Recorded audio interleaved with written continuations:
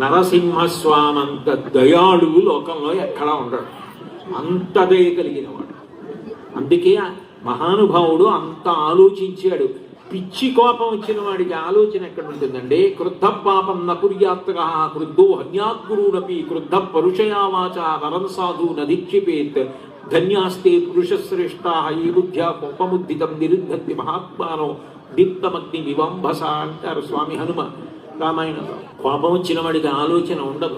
కానీ నరసింహస్వామి కోపానికి ఎక్కడ వశపడ్డారు? ఆయన బాధల్లా పిల్లవాడు చెప్తున్నా నువ్వు నమ్మలేదురా, కాబట్టి ఇప్పుడు బ్రహ్మగారిచ్చిన వరాలకి మినహాయింపుగా రావాలి. రాత్రి కాదు పగలు కాదు, ప్రదోషం.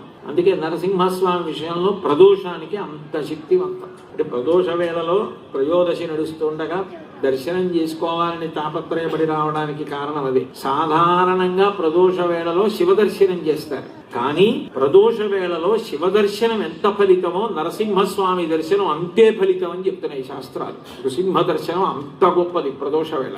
అందుకని పగలు కాదు రాత్రి